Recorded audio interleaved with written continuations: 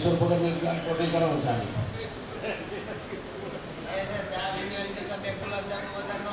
એટલે ભાઈ એવું તો દેવું કાંઈ તમારે કાંઈ ઊંઘ રોકડી ખવડાવે હું કામ ઊંઘ ગુલાબજાંબુ બહુ ગઈ આપણે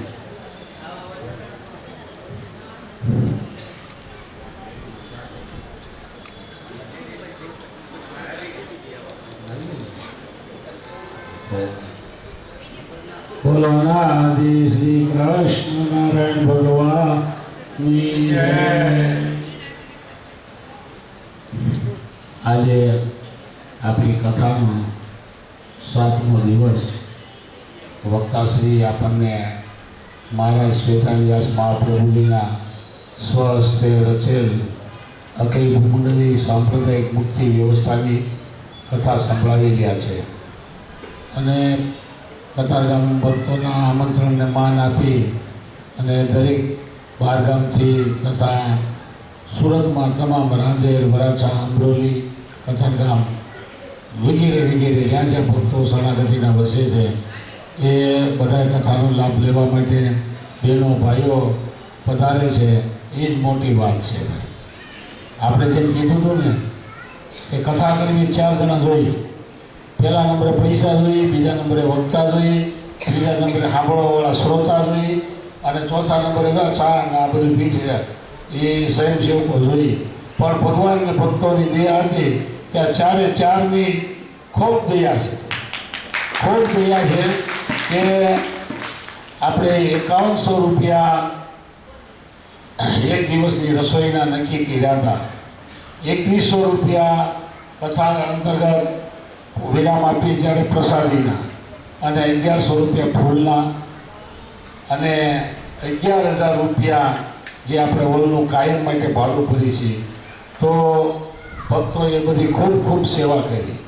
રોજની 7, 8, 9, 10 8, 8, 9, 10 રસોઈ હોય 5100 રૂપિયા વળે, કોઈ 11,000 રૂપિયા વળે હોલની સેવાઓ પણ કરી અને ફૂલહારના પણ એટલી સેવાઓ આપણે બધી આવી ગઈ। વધી તો ગઈ સમજી મહારાજ 8-8 દાતા મળી જાય તોય કે અમારા જે 1100 લોકો, અમારા 1100 લોકો।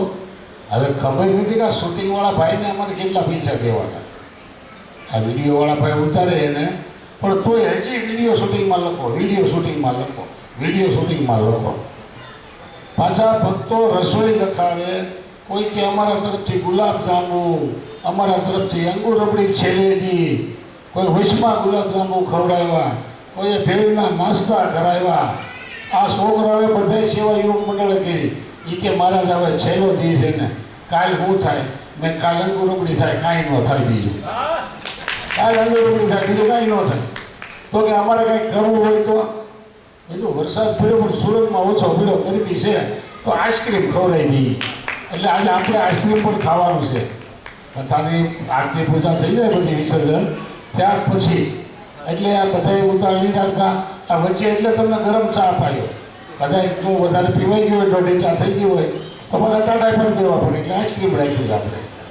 પણ જ્યારે જેવી જ્યાં જ્યાં મંદિરો હોય, જ્યાં જ્યાં શરણાગતિ મંડળ વસતા હોય અને પ્રગટ સંબંધી જ્યારે આવા કાર્ય થતા હોય છે ત્યારે શરણાગતિ મંડળના ભક્તો એ તન મન ધન બધી રીતે ખૂબ ભક્તોને અને ભગવાનને રાજી કરવાને માટે એ સેવામાં તત્પર જ હોય છે। એ આ શરણાગતિ મંડળ આપણી નજર સામે આ બધું છે કે જ્યારે જે પ્રસંગ હોય તમે વિચાર તો કરો। કોઈ કે લખો અમારા 2 ડબ્બા તેલ, કોઈ કે 4 ડબ્બા તેલ, કોઈ કહેવાય બધા ચોખા અમે દઈ દઈએ, કોઈ કે ચા અમે દઈ દઈએ, કોઈ કે ચાની ભૂકી દઈ દઈએ। હવે આપણે આવું ઝીણું મગજમાં ન લીધું હોય તો કે ચા મારો, પાણી મારું, બધું મારું, લ્યો વિચાર કરો તો એ આપણે આમ સુસ્કી મારીને એટલે મજા આવે છે, કારણ કે દિલના ભાવથી બધાએ દીધું આપણે। એટલે શરણાગતિ મંડળના ભક્તોના જેટલા વખાણ આપણે કરીએ એટલા ઓછા, કારણ કે જે શાસ્ત્રનો આપણે કથા વાંચી છે ને, ભક્તો આપણે કથા સંભળાવી રહ્યા ને એમાં પાને પાને નહીં પણ લીટીએ પ્રગટ ભગવાન અને પ્રગટ ભગવાનના સંતોના નામ સ્વયં શ્વેતાંગ મહાપ્રભુજી પોતાની કલમે ટાંકી છે અને આ શરણાગતિ મંડળના નામ લખ્યા છે। એને કોઈ રાજા મહારાજાના નથી રાખ્યા। મહારાજ કે આ ગરીબના ભગવાન છે, તાલેવાનના ભગવાન થાય તો આપણે સેવા ન મળે હો. તાલેવાનના ભગવાન થાય તો ન મળે. ભક્તો પાસેથી આપણે સાંભળેલું કે રાજકોટનું મંદિર જ્યારે અધૂરું પડ્યું હતું, વિવાદમાં પડ્યું હતું, મહારાજ જામનગરમાં બિરાજતા હતા, ત્યારે આપણા ભગવાનને રાજકોટમાં બોલાવવામાં આવ્યા કે તમે હવે શાસ્ત્રી મહારાજ આ મંદિર તમે પૂરું કરી શકશો. મહારાજ સ્વયંના મંદિરના બાંધકામમાં હતા, પોતાના ખંભે ઉપર પથ્થર હતો અને કાશીના વિદ્વાન, મહાન વિદ્વાન, કાશી એટલે વિદ્વાનની નગરી, એ વિદ્વાન મહારાજને મળવા માટે આવ્યો. ત્યારે એ વિચારતો હતો ટ્રેનમાં આવતા કે આવા મોટા શાસ્ત્રી છે, એટલી ડિગ્રીવાળા છે, એની એપોઇન્ટમેન્ટ મને કેવી મળશે? હું સૌરાષ્ટ્રમાં જાઉં છું પણ મને એની એપોઇન્ટમેન્ટ ક્યારે મળશે? 2 દિવસ પછી મળશે, 4 દિવસ પછી મળશે, 5 દિવસ પછી મળશે, અને મળશે તો મને કેટલો ટાઈમ આપશે? આજે ડિગ્રીઓ આપણે મહારાજની સેવાથી બોલી જતા હોય, આ તો બગાસો ખાતા આગળનો ગાગડો આવી ગયો છે એટલે ખબર નથી, પણ એ કે મને કેટલો ટાઈમ આપશે? તો એ લિસ્ટ બનાવતો હતો કે જો કૃષ્ણ વલ્લભાચાર્યજી મને 2 કલાક બોલવાનો ટાઈમ આપે તો મારે 2 કલાકમાં એટલું પૂછવું, 1 કલાકનો ટાઈમ આપે તો મારે એટલું પૂછી લેવું, અડધો કલાકનો ટાઈમ આવે તો મારે એટલું પૂછી લેવું, અને જો 10 કે 15 મિનિટનો ટાઈમ આવે તો મારે એટલા મુદ્દા એને પૂછવા. હવે એવું વિચારતો કાશીથી અહીંયા આવેલો અને રાજકોટમાં મહારાજ જતા હતા મંદિર ઉપર, ત્યારે એને કીધું મારે કૃષ્ણ વલ્લભાચાર્યજીને મળવાનું. એ તો સંસ્કૃતમાં બોલતો હતો. મહારાજ કે ઉભા રહ્યો, આગળ અહીંયા આવશે, તમને મળશે. મહારાજ મંદિર ઉપરથી આવ્યા, પોતાનો જે ખંભે રાખવાનો ખેસ હતો એ ખેસથી આમ સાફ કરતા હોતા હતા. આપણે કેમ શરીરમાં રૂમાલ ફેરી દઈએ, બોલો શું કામ છે પંડિતજી? તો કે તમારું કામ નથી, મારે કૃષ્ણ વલ્લભાચાર્યજીનું કામ છે. તો કે કૃષ્ણ વલ્લભાચાર્યજી હું શું બોલો ને? એટલે એને એમ છે કે અમારી મજાક કરે, આવા મોટા વિદ્વાન મને કેટલા દિન એપોઇન્ટમેન્ટ મળશે, એની બદલીમાં પોતે જાતા હતા એ થોડા હોય. મહારાજ કે ભાઈ હું કૃષ્ણ વલ્લભાચાર્યજી કે अब मेरी मजाक मत कीजिए स्वामी जी की, मेरे को कृष्ण वल्लभाचार्य जी को मिलने का है. महाराज बता दिया बोला स्वामी ऊपर पूछेगा कि सर मारे कृष्ण वल्लभाचार्य जी મળ્યું તો એને તમે ઊભા હતા એ કે એ નહીં ઓલા વિદ્વાન કે એ પોતે છે ઓલો આખો બની ગયો હતો કે આવા મહારાજજી ક્યાંથી આવો છો? કે કાશીથી. કોટક શક્તિથી પહેલાં આને નવરાવો ગરમ પાણીથી અને ફૂલ જમાડો અને પછી એને કીધું પંડિતજી તમે આરામ કરો, તમારે જેટલું મળવું મને મળજો. તો એ વિચાર કરતો થઈ ગયો કે એકાદી ડિગ્રી પીએચડીની ડીફિલ્ડની લીડ હોય તો પણ આપને નો એપોઇન્ટમેન્ટ મળે, અને એણે કીધું તમે આ થાકીને આવ્યા, તમારે જેટલું મારી શાસ્ત્રાર્થ કરવું એ કરજો.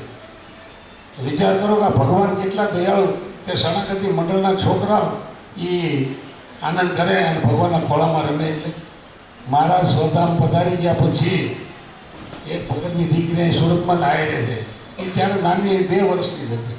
મારે દર્શન કરવા એના બાપુ લઈ ગયેલા. હવે એ આપણું રસોડું ક્યારેય સંપ્રદાયમાં નથી બન્યું કે આખું મંદિર કોઈ શરણાગતિ મંડળને મળ્યું હોય એવું, કે કોઈ બીજા ભક્તોને પ્રાઇવેટ મળ્યું. પણ જુનાગઢ રાધારમણ દેવનું મંદિર મારા સ્વધામ પધાર્યા 15 દિવસ લઈ શરણાગતિ મંડળ, આખું મંદિર આપણું, પહોંચ્યું ફરવાની આપણે, ઉતારીની વ્યવસ્થા આપણે, ભોજનની વ્યવસ્થા આપણે. હવે એમાં બેનો બટેટા સુધારતા. હવે આ નાની છોકરી 1.5-2 વર્ષની ચાલે કે ઓલું બટેટાને ફોડવું લઈને મોઢામાં નાખે, સમજી પડે, પાછું નાખે બોલામાં. તો ક્યું મોટી હતી, મોટા રસોડા એટલે એ બટકું લે મોઢામાં નાખે, પાછી એલા નાખી દે, બીજું ઉપાડે. એમાં સ્વામી પાડી એની માને કે આને ના પાડવા એઠું કરે છે. આ બધું જમવાનું હોય સંતોને, પણ એ બેનની હિંમત કેટલી છે કે એને સ્વામીને એવું કીધું, જો આપણે બોલવામાં બહુ વિવેક રાખવો પડે. એ કે આ ભગવાનના દર્શન કરેલી છે, ભગવાનના સ્વરાજે કંઠી બાંધેલી છે, આનું એઠું ખાશો તો તમે ધામમાં જશો, આનું એઠું ખાશો તો તમે ધામમાં જશો. આ એક માણસો નથી કે ભણવા ગયા, નહીં શાસ્ત્રનું જ્ઞાન, પણ ભગવાનના યોગની એટલી તાકાત. ગોખરવાળા હરજી બાપાને આપણે બધાએ ઓળખીએ છીએ. એમના મોટા ભાઈ કાનજી બાપા, એના મુખેથી અમે સાંભળેલું. કારણ કે ગોખરવાળામાં જે હરિભક્તો છે ને એ અત્યારના સંતો નીતા ટીકાની વાત નથી, પણ સમય પ્રમાણે સંતો નિયમ ધર્મ નથી પાળતા, એવા નિયમ ધર્મ એ લોકો પાળે બધે કે આપણે ભગવાન મળ્યા મહારાજની ઓળખાણવાળા. હવે કંડારીવાળા નામ સાથે કહું ઈઝી છે, કાંજી બાપા બી ગયા, પણ કંડારીવાળા સ્વામી ત્યાં ગામમાં ઉતારા થાય એટલે સાંગાણા પરિવારની ઘેરે હોય, કારણ કે અડધા 1.5-2 વીઘામાં એના મકાન ચાલે ભાઈ, એની મેળીએ સંતોના ઉતારા. એટલે એને એમ થયું હું થોડુંક જ્ઞાન દઉં સ્વામી કે કાંજી બાપા અમે એવું સાંભળ્યું છે કે આ ગામમાં કૃષ્ણ વલ્લભાચાર્યજીને ભગવાન કહે છે, વિચાર કરજો. હા પણ બાપા એ કે કૃષ્ણ વલ્લભાચાર્યજીને ભગવાન માને. ત્યાં એ બાપા બોલ્યા કે સ્વામી ગામ માનતું હોય ન માનતું હોય મને ખબર નથી, પણ આ ડેલામાં 4 ભાઈનો પરિવાર છે ને એ ભગવાન માને છે. અને કેવું કીધું એને કે એ કૃષ્ણ વલ્લભાચાર્યએ અમારા છોકરાઓને ધામમાં જવા માટે પાકી સડક કરી છે. એને જઈ જવું એથી જાય, મારો માય પાછા લઈ આવે. આ સ્વામી આમાં બોલવું આપણે ગ્રસ્ત, પણ કે યાદ રાખજો. હવે એના શબ્દો સાંભળો. એ કે યાદ રાખજો બદ્રિકાશ્રમમાં કોણ જાય? આપણે કે પછી ગણાઈને ભગવાન ભગતે મોકલ્યા, જા અહીંયા તપ કરવા જા. જે અવગતે ગયેલા આત્મા હોય એ બદ્રિક આશ્રમમાં તપ કરવા જાય, અને એનું તપના પુણ્ય પૂરું થાય તપ એટલે એના પુણ્ય કરીને સ્વર્ગમાં જાય. અને બદ્રિક આશ્રમમાં બોયડી અને બાવળ આ 2 સિવાય કોઈ જાળવા નથી. બદ્રિક આશ્રમમાં બોયડી અને બાવળ સિવાય કોઈ જાળવા. નરનારાયણ બદ્રીનારાયણ ભગવાનનું સ્થાન છે. તો આ બાપાએ એવું કીધું કે તમે બદ્રિક આશ્રમમાંથી બોરના ઠળિયા ખાતા ખાતા આવ્યા છો, પાછા ખાવા પડશે. તમે હળો રીતે જાઓ લેવો તો આ એક સંસારી માણા અભણ બાપા અને ઓલા વિદ્વાન સંસ્કૃતાચાર્ય એને આવો એ શરણાગતિ મંડળ કહી હતી. બીજાની તાકાત નથી. હે આપણે સામાન્ય કાંઈ હોય વાત કે ભાઈ કાંઈ દુઃખ હોય તો આપણે આગળ વાત આવી કથામાં એમ તો આપણે એકબીજા ભક્તોને કહીએ ભગત આ તકલીફ છે. કોઈ દી ભગવાન એમ કીધું બધા એમ કે તમે ભગવાનનું ભજન કરજો, અમે તમારા વતી ભગવાનનું ભજન કરીશું, તમારું સારું થાય. હે પણ શરણાગતિ મંડળ એમ કે શું તકલીફ છે બોલ, આ તકલીફ છે, આ એ તારું દુઃખ દૂર તું તારે. એ શરણાગતિ મંડળમાં અધિકાર છે. એ કહી હતી એમ શરણાગતિ મંડળના ભક્તો જ્યાં જ્યાં વસતા હોય, જ્યાં જ્યાં સમય ઉત્સવ થતા હોય ત્યાં તન મન ધનથી સેવાઓ કરે. રોજની વિચાર કરવા 6 દિવસ, 7મો દિવસ છે. 6 દિવસથી આપણે રસોઈઓ 5100ની જે લખાવે એની આપણે જાહેરાતો કરી. તો આજની જે રસોઈઓ છે એના આપણે એકવાર જાહેરાત કરી દઈએ. જે નામ બોલું રસોઈ દીધી હોય એ ભક્તો બધાએ અહીંયા આપણે કથાને વિરામ આપે ત્યારે આરતીમાં એ બધા પરિવારોએ આખા પરિવાર સાથે યજમાનોએ આવવાનું છે. જેણે ફૂલની સેવા કરેલી છે, જેને પ્રસાદીની સેવા કરેલી છે, એ બધા ભક્તોના આજના નામો હું બોલી જાઉં છું. 5100 રૂપિયા કાંતાબેન છગનભાઈ સાવલિયા રસોઈ નિમિત્તમાં જો 5100 રૂપિયા કૈલાસબેન ભરતભાઈ ગજેરા, 5100 રૂપિયા જયાબેન કેશુભાઈ ઠુમર હસ્તક પરેશ. કોઈ 11,000ની સેવા હતી ને એ આ ધર્મેશે આપી અને આજ પાછા એના દીકરા પરેશે આપી છે. પણ એમ થાય નહીં કે મારા 2 વાર કેમ જયાબેન બોલી, પણ 2 છોકરા એના બાનું નામને આપેલી છે. અને આપણા પરમેનન્ટ તનસુભાઈ તો છે જ, એટલે તનસુભાઈ કાનાણીને 5100 રૂપિયા, કારણ કે એની 6 રસોઈ છે. 6 દિવસ એનું નામ બોલવું જ પડે આપણે. એની 6 દિવસની રસોઈ એટલે કાયમ આવે. 5100 રૂપિયા શાંતાબેન રવજી બાપુ. આમાં ભાઈ લખ્યું એ બોલું છું, હું તો આ બોલે લખેલું વાંચું છું. એટલે આમાં રવજી બાપા હસ્તે સુરજભાઈ. અને 5100 રૂપિયા તમે વિચાર તો કરો કે કથા વાંચવાવાળા વક્તા પાસે આપણે નક્કી કરવા જઈએ કે ભાઈ તમે આમાં અહીંયા ભાગવત કથા કરજો કે આમાં અહીંયા રામાયણ કરજો.